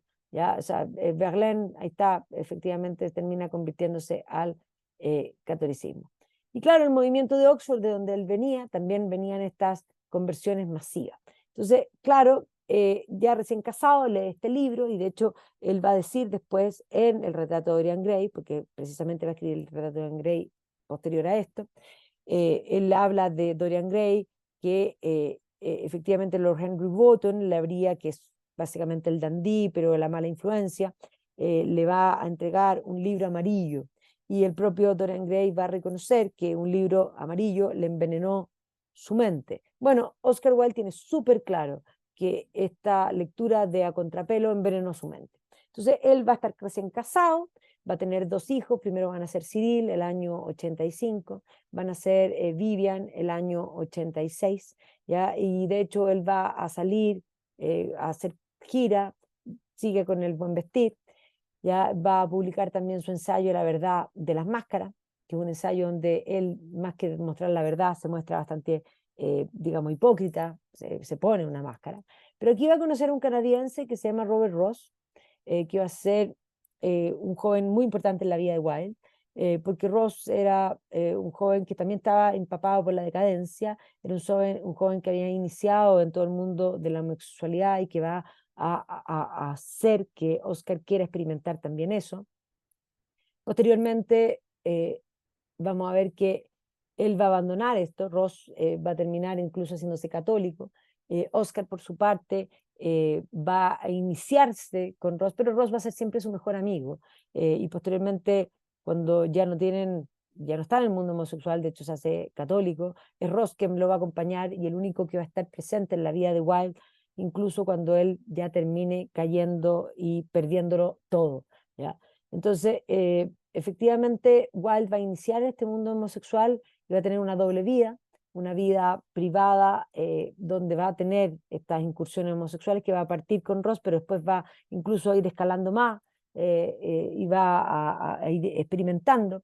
Y por otro lado tiene su vida familiar con sus hijos, donde además es doble, porque a él lo van a contratar como es considerado un hombre que está casado, que además ha puesto su casa en Chelsea, todo con muy buen gusto, le van a pedir que dirija una revista de mujeres, porque era muy propio, no se le conocía el ámbito impropio a Oscar Wilde, tenía esta vida escondida. Entonces en este periodo va a escribir El fantasma de Canterbury, que obviamente le va a dar más reputación, que es una historia genial porque es tremendamente irónica, es una historia un poco que se hace cargo de lo que sucede en este periodo donde las American Beauty venían a instalarse precisamente aquí y donde básicamente se mostraba este contraste, el conociendo muy bien a los americanos, una casa, se compra una casona neogótica o gótica antigua, donde hay fantasmas, o sea, antigua, donde hay fantasmas, pero hay un fantasma que efectivamente está muy deprimido porque ha llegado esta familia Otis, que no se asustan con los fantasmas y él no puede realmente hacer la pega. Va a escribir también gran parte de sus cuentos, que se lo hace a sus hijos, donde escribe cuentos maravillosos como El Príncipe Feliz, que son realmente cuentos que tienen clara el concepto de la verdad, el bien y la belleza, donde muestran que Oscar sabía perfectamente lo que hacía y decidía, por decir, teniendo el concepto incluso de pecado debido a sus vínculos con la Iglesia Católica, efectivamente él va a decidir pecar. ¿Ya? Va a escribir también El gigante egoísta, El ruiseñor y la rosa, y varios cuentos que son realmente una maravilla. Entonces, tiene una doble vida que se nota, ¿ya? Y que aflora. Va a conocer a Richard Leggett, que obviamente era un homosexual bastante promiscuo, y él básicamente va a meterle también esta beta de no solo lo homosexual, sino que la promiscuidad dentro de ese mundo. Va a empezar a buscar prostitutos, entre otras cosas. Entonces, Oscar es doble, va a tener ese antagonismo interno entre este catolicismo que lo impulsa de alguna manera, y esta otra doble vida. Ya va a escribir un ensayo que se llama La decadencia a la mentira, donde se trata de justificarse, y no aparece en los ensayos, siempre aparece el Oscar más cínico. ¿Ya? Mientras que, por otro lado, escribe estos cuentos donde aparece ese Oscar interno, que lo demostraba ser una gran persona. Publica también este Pluma, lápiz y veneno, donde también se muestra tremendamente cínico. Con sus hijos era un muy buen padre, jugaba con ellos. Los hijos mismos cuentan que jugaba de tú a tú con ellos, en cuatro patas, a los caballitos, a las cosas. En el fondo era un muy buen padre, y aparentaba ser también un muy buen marido, ¿ya? Y por lo tanto tenía esta doble vida tremenda, ¿ya? Y ahí vemos precisamente la parte de la vida familiar. Y le dedica todas estas historias de niño precisamente a sus niños. Va a conocer a John Gray, que de hecho va a ser el modelo y que va a inspirar a la figura de Dorian Gray, ¿ya? Y obviamente Robert Ross, que era el amigo que lo metió en todo esto, va a abandonar esto y se va a hacer católico. Y precisamente en este periodo, en esta situación doble, va a publicar El retrato de Dorian Gray, donde va a dejar más que claro que él tiene súper claro y es más, como termina la obra, de qué sirve tener todo en la vida cuando uno ha perdido su alma. Entonces aquí parte con este personaje que se llama Dorian Gray, que es un personaje bueno, un personaje que hace caridades, un personaje huérfano, un personaje que es influenciable por lo mismo, que ha sido criado por una tía, y que es considerado muy bueno y muy buen mozo. Y que va un pintor que se llama Basil, Basil le va a pintar un cuadro, y a ese lugar llega un dandí, mala influencia, que es Lord Henry Wotton, que termina diciendo que todo, lo único importante en la vida es la belleza, y que qué paradójico, qué tristeza más grande ver este cuadro, cuando este cuadro va a terminar joven siempre y él va a envejecer, y que cuando él envejezca va a perderlo todo, porque lo único importante en la vida es la belleza. Y eso va a calar profundo en Dorian Gray, y Dorian Gray va a decidir dejarse influenciar por Wotton. Wotton es un cínico, es el ejemplo del cínico, es un nihilista, y no solo un nihilista, sino que es un perverso hombre, es el oído del mal. Y Dorian Gray, por otra parte, es un estúpido que es incapaz de poner coto y darse cuenta que lo que pone en su vida. Entonces, Dorian Gray va a empezar a experimentar, va a tener este deseo de él permanecer joven y que el cuadro en el fondo envejezca, y básicamente el cuadro se convierte en el espejo del alma, y él empieza a hacer el mal y el cuadro empieza a ponerse feo. O sea, lo que él muestra, Oscar, en esta obra, es que él entiende el concepto de bien y mal, y lo tiene clarísimo, y es más, busca este hombre que ha perdido la fe y que experimenta todo, incluso experimenta en un momento con el catolicismo, porque a él le gustaba, a Oscar, le gustaba el rito católico, le gustaba el incienso, le gustaba el órgano, le gustaba el canto gregoriano, encontraba que estéticamente esto era superior, y por lo tanto hace que busque, y Dorian Gray busca en los perfumes, en un periodo, le da por todo, y finalmente termina siendo hasta un asesino. Y al final, desesperado por intentar salvarse, va a romper el cuadro, que efectivamente se va poniendo terrible, porque el mal es su alma, es la ventana de su alma, y muere. ¿Ya? Y muere viejo porque él nunca envejece. ¿Ya? Termina, en el fondo, su amada termina suicidándose por su culpa, el hermano, bueno, en fin, es una historia que es realmente, más que todo, es una parábola. No es una historia inmoral, es una historia tremendamente moral, pero la sociedad victoriana lo va a considerar inmoral. Va a publicar esta obra en la revista Lippincott en 1890, y junto con eso, en esa misma revista, se va a publicar el primer cuento de Sherlock Holmes por Arthur Conan Doyle. ¿Ya? O sea, estábamos contemporáneos. Entonces, claro, esto va a mostrar los peligros de la sociedad, pero lo va a condenar frente a la sociedad victoriana. La sociedad victoriana no lo va a perdonar, va a considerar que esto muestra el cinismo de ellos mismos, los delata, y por lo tanto lo van a tener precisamente en la mira. Entonces va a escribir más ensayo, va a escribir más cuentos, ¿ya? Y de hecho vamos a ver que comienzan a circular los rumores de su homosexualidad, entre tanto, pero todavía esto no era nada abierto. Va a conocer a un ilustrador muy importante que es Audrey Bresley, que era un ilustrador que había hecho y había trabajado con Burne Jones y que había publicado y hecho las ilustraciones de La muerte de Arturo, una nouveau escuela propia del propio Bresley. Aquí está Tristán y Isolda, y que obviamente van a tener una amistad. Bresley también va a ser parte de esta decadencia que después también se van a convertir. Y empieza a publicar sus obras de teatro. Ya va a publicar el abanico de Lady Windermere, que va a ser un éxito total. ¿Ya? Y obviamente que vamos a ver que él tenía esta doble cosa y se va a convertir en este dandy más todavía en la medida que empieza a tener fama y empieza a ganar bastante dinero.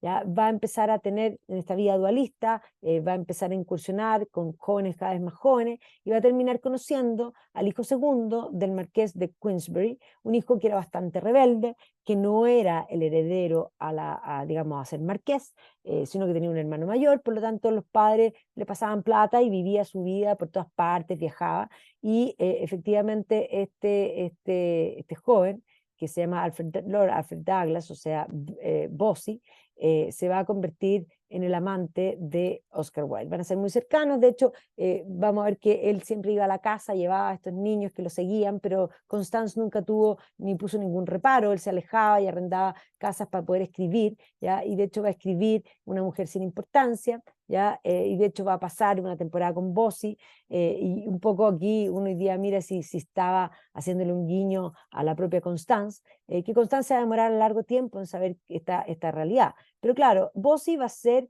un niño bastante menor que Oscar Wilde, pero va a ser muy influyente en la vida de Wilde. Bossy era el que básicamente va a llevar a Oscar Wilde incluso un paso más allá. Siempre se plantea la idea de que es Oscar el que corrompe a Bossy, y yo creo que es todo lo contrario. Bossy va a ser un niño malcriado, ya que va a empezar a vivir de Wilde, porque como estaba peleado con el padre, le va a pedir plata a Wilde, Wilde lo va a mantener, Wilde se va a quebrar básicamente pagando los caprichos de Bossy. Entre tanto, Wilde va a escribir, si ya estaba complicado con el retrato de Dorian Gray, con estos rumores que habían, pero que nada se veía cierto, se le va a ocurrir publicar también la obra Salomé, ¿ya? Que evidentemente va a ser una gran polémica. Justamente él va a escribir Salomé en este periodo en que está con Bossy, ¿ya? Y de hecho vamos a ver que ya el rumor va a terminar llegando a Constance. Constance, de hecho, en un momento va a ir a Oscar al Hotel Savoy para que vuelva a la casa. Esta era la casa que ellos tenían,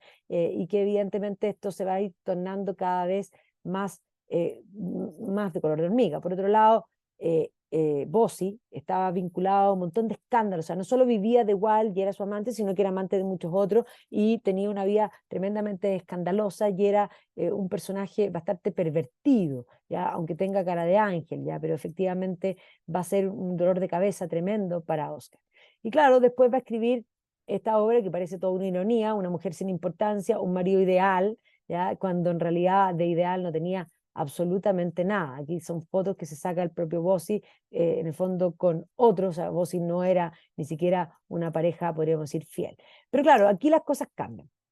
¿Y por qué cambian? Porque todos sabían que Bossy y Wilde eran íntimos amigos, se los veía en todas partes, ¿ya? Y vamos a ver que efectivamente la Lady Queensberry, ¿ya? Le habla, en el fondo, si el señor Wilde ha representado para ti, como estoy segura de que lo ha hecho, el papel de Lord Henry Wotton, o sea, ya había leído el retrato de Dorian Gray, jamás podré verlo de otra manera a como lo hago, como el asesino de tu alma, ¿ya? O sea, ella pensaba que era precisamente el que lo pervertía, era Oscar, ¿ya? Y vamos a ver que es todo lo contrario. Pero el marqués la tenía bastante más clara, porque el marqués era un hombre de armas tomar, además, era un hombre muy conocido, pero era el hombre además que inventó las reglas del box, entre otras cosas.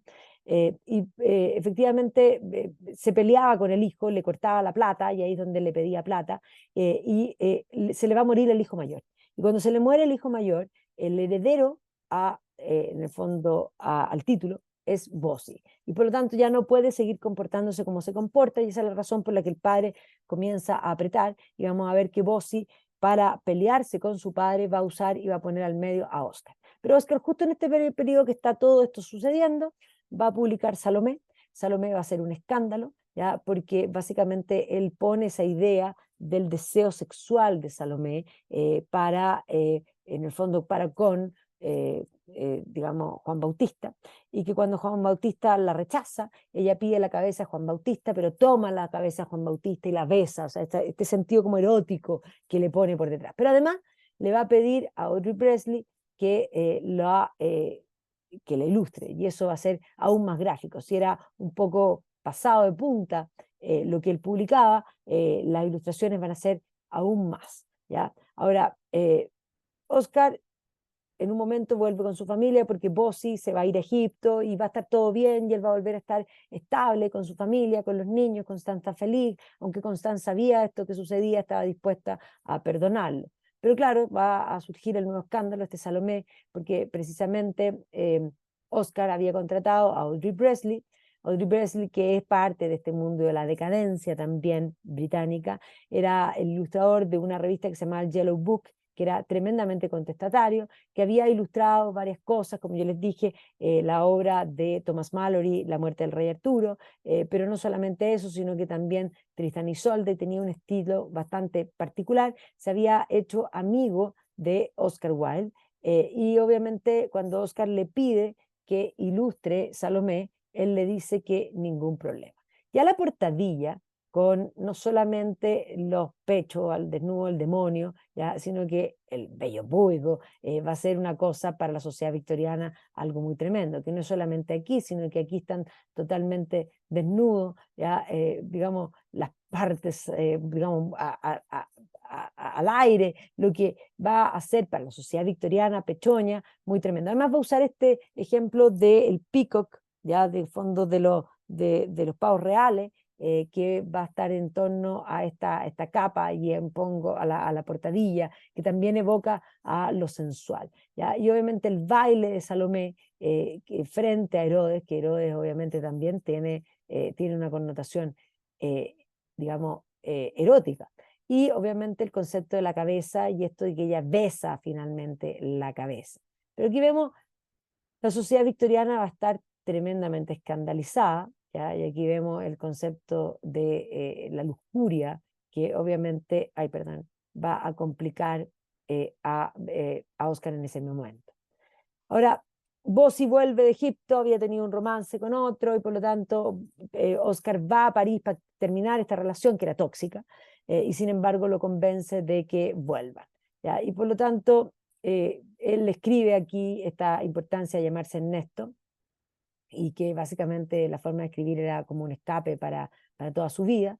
Y aquí de hecho, había un libro de un homosexual conocido y abiertamente, digamos, reconocido como tal, que era este Green, en el fondo, este Robert Hitchen, y Hitchen había escrito en el fondo el clavel verde.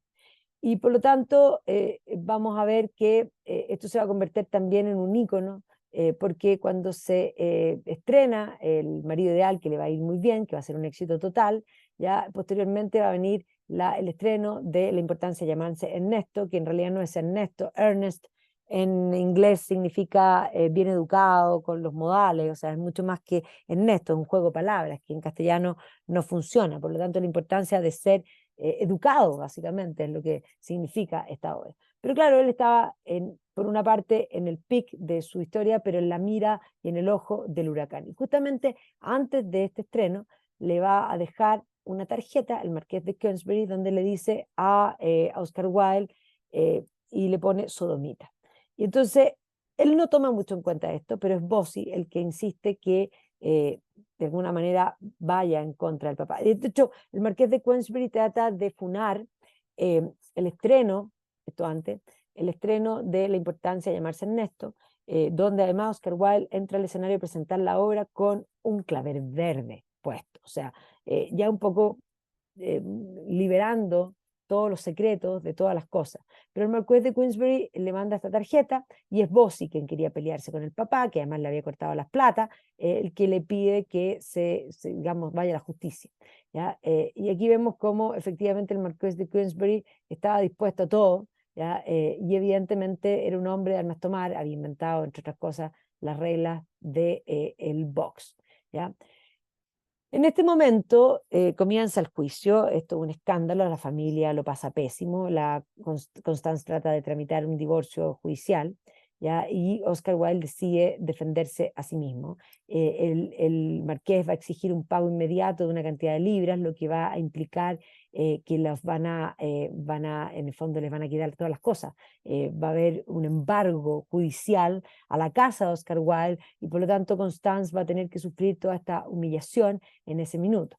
Ahora, él se va a defender, donde va finalmente, podríamos decir, a salir bastante bien parado dentro de, a pesar de que lo confiscaron. Y en ese minuto donde efectivamente se va a ordenar después un segundo juicio, porque el marqués de Queensberry no quedó contento. Y ahí los amigos de Oscar le dicen que se vaya, pero él tenía esta noción tan profunda de su ego que va a decidir volver a defenderse y por lo tanto el segundo juicio va a terminar siendo una cosa tremenda para él. Iba a ser condenado por, en el fondo, indecencia grotesca, ¿ya? Y por lo tanto va a ser encontrado culpable. En ese minuto es un paria. Constancia y los niños tienen que dejar Londres porque no pudieron quedarse. De hecho, ella va a ir al continente, se va a cambiar el apellido, se va a poner Constant Lloyd, se va a poner, perdón, ella se llamaba Constant Lloyd, ella se va a poner el apellido de la madre que es Holland, ¿ya? Y por lo tanto los niños van a pasar a ser Holland.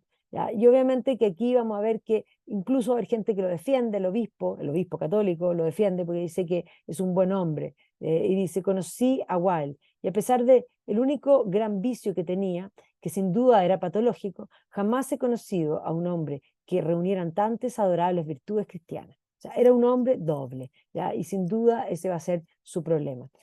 Su nieto, Merlin Holland, publica este libro del juicio que se llama en castellano El Marqués y el Sodomita, Oscar Wilde ante la justicia, donde está todo el juicio. Pero claro, aquí lo van a mandar a la prisión de Holloway, ¿ya? De hecho,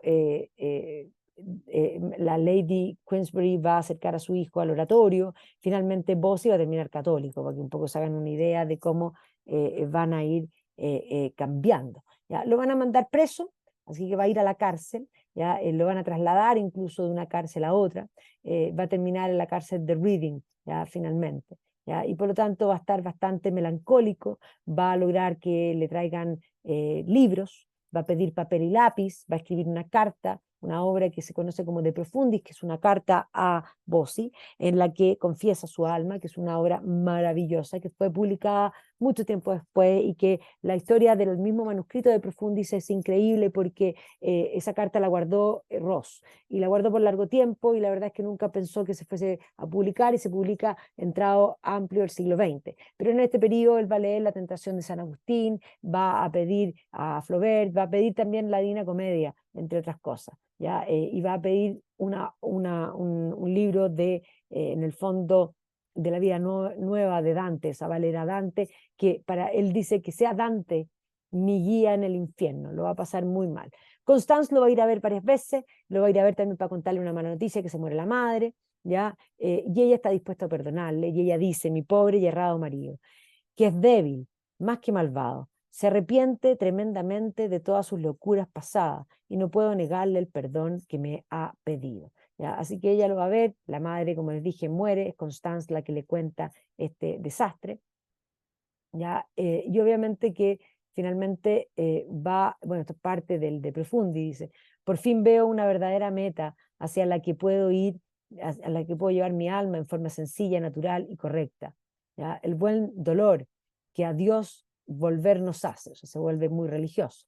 Había perdido mi nombre, mi posición, mi felicidad, mi libertad, mi peculio. Me encontraba encarcelado y pobre, pero me quedaba aún una sola cosa hermosa, mi hijo mayor y de pronto me fue arrebatado por ley. Claro, porque efectivamente ella le va a cambiar los nombres, pero los niños lo estaban pasando pésimo, para esta época era algo muy complicado. Lo van a mandar a Reading y ahí va a escribir efectivamente el poema de la balada de Reading, que es lo último que escribe. ¿Ya? Lo van a liberar después y se va a ir a un pueblo lejano, a este Bernard-sur-Mer, donde él le escribe efectivamente a Constance. Constance le dice que se tiene que esperar un poco, que ella está dispuesta a perdonarlo, pero que tiene que esperar.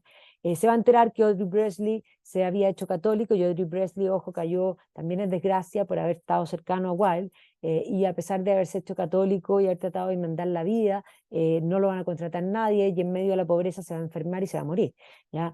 Huseman, por otra parte, el que había escrito Reboot, también se había hecho católico, ¿ya? Y había escrito un libro, y se había ido al monasterio, de hecho, y había escrito un libro que se llamaba En Ruta. Entonces ahí él le escribe a Ross y le dice, me quiero hacer monje. Y Ross le dice, no, aguántate. Constance le dice que lo va a ir a ver, pero que tiene que esperar. Y está tan solo que le escribe a Bossy, ¿ya? Y por lo tanto aquí se va a volver a encontrar en el fondo con Bossy. Este encuentro fue una decepción. Bossy había cambiado mucho, Oscar también, por lo que se separan para siempre. Pero Constance, por el hecho de haber llamado a Bossy, no se va a querer volver a juntar con él.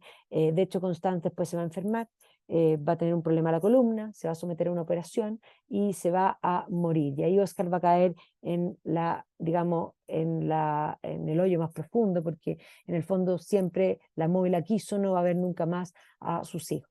Y por lo tanto, Constance va a morir, y ahí podríamos decir, Oscar va a volver, se va a ir a París, va a vivir con la renta que le administra, porque algo de plata le había quedado, y Ross administra esa plata y le daba plata. Y Ross decía que Oscar era como un niño, porque no importaba cuánta plata le diera y nunca le alcanzaba, se la gastaba. Y lo peor de las cosas es que se encontraba con la gente y se les acercaba, y esta caricatura muestra que antes tenía el sol y ahora es un mendigo, y les pedía plata. Y Ross le decía a la gente, por favor, no le den plata, porque cuando tenía plata lo que hacía era buscar, en el fondo, calmar su dolor con el placer. Pero claro, se va a enfermar, y cuando está enfermo le va a escribir a Ross y le va a decir, estoy tremendamente enfermo, me quiero hacer católico. Se lo había dicho varias veces, y Ross, que ya se había hecho católico, le dice, el catolicismo es algo serio. No, Oscar, no te vas a hacer católico. Pero en esta última oportunidad lo va a ver tan enfermo que efectivamente va a llamar a un cura, y en el lecho de muerte Oscar Wilde termina siendo católico. Lo pasó pésimo, tocó el infierno y tuvo que llegar al infierno para poder mirar las estrellas, como él mismo dice en una de sus obras, cuando uno de sus personajes contesta, Dundee, donde dicen, ay, este mundo es tan maravilloso, y dice, no, todos estamos en el charco, solo que a veces algunos miramos las estrellas. Él se hundió en el charco en lo personal, pero terminó mirando las estrellas. Su tumba se convirtió, debido a todo este tema, principalmente a sus biógrafos, de tratar de vincular y de entenderlo solo desde la homosexualidad, cosa que evidentemente fue, sin lugar a duda, pero fue también muchas otras cosas. Y por lo tanto su tumba se convirtió en este lugar que todos visitaban, que todos besaban, y que estaba lleno de ruch y estaba en el fondo sucio, y era el ícono. Su nieto, Merlin Holland, va a hacer un proyecto y va a limpiar la tumba, y la van a tener que poner acrílico, y sin embargo igual hay que ir a limpiarla constantemente. Está enterrado en París, en Père Lachaise. Y aquí visité con Merlin Holland yo la tumba de Oscar que limpia, y va a ser Merlin Holland además el que organiza una retrospectiva de toda la obra en el Grand Palais. O sea, hoy día Oscar, ojo, que lo mismo Merlin contaba, que murió como un paria de alguna manera, y que lo mantuvieron como un paria incluso en el mundo actual, donde se supone que el concepto de no discriminación ya no existe. Él dice que es muy difícil conseguir recursos para fomentar la obra de Oscar Wilde. Él ha dedicado su vida porque a él le tocó, él se dedicaba a otra cosa, y de pronto, porque, a ver, de los dos hijos de Oscar, Cyril va a morir en la Primera Guerra Mundial, pero además con otro nombre, y además la carpeta decía que no se podía saber quién era el padre, o sea, no tenían que decirlo porque era algo malo para él. Vivian va a vivir toda la vida pensando que su padre había muerto, va a morir su madre, va a quedar huérfano, él creyendo que queda huérfano, pero después, estando en el colegio, le va a llegar la noticia que murió su padre. O sea, él nunca tuvo la opción de reencontrarse con su padre. En el fondo la familia le dijo que el padre había muerto, el padre no había muerto, va a morir después de la madre, pero no se va a volver a juntar nunca más con él. Y ese Vivian va a tener un hijo que es Merlin. Entonces, cuando Merlin vino para acá, le preguntaron por qué no se volvía el apellido a Wilde, y él dijo algo muy fantástico: porque yo soy más hijo de mi padre que nieto de mi abuelo.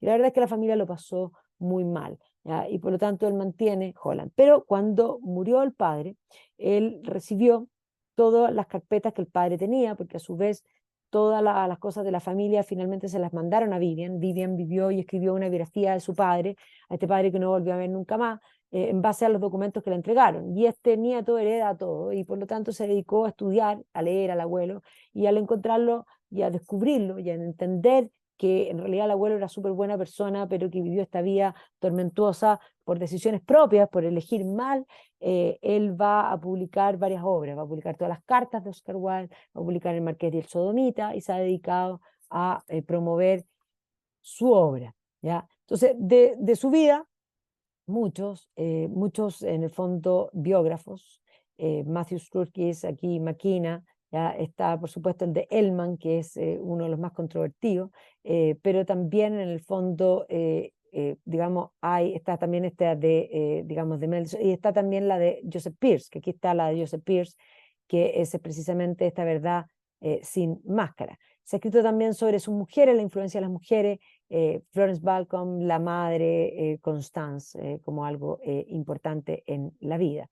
Las cartas han sido publicadas por Merlin Holland, ¿ya? Y también en el fondo el juicio, el Marqués y el Sodomita. Películas muchas, tanto de sus obras como de su vida, ¿ya? Esta obra Wilde, protagonizada por Stephen Fry y por Jude Law como Lord Henry Wotton.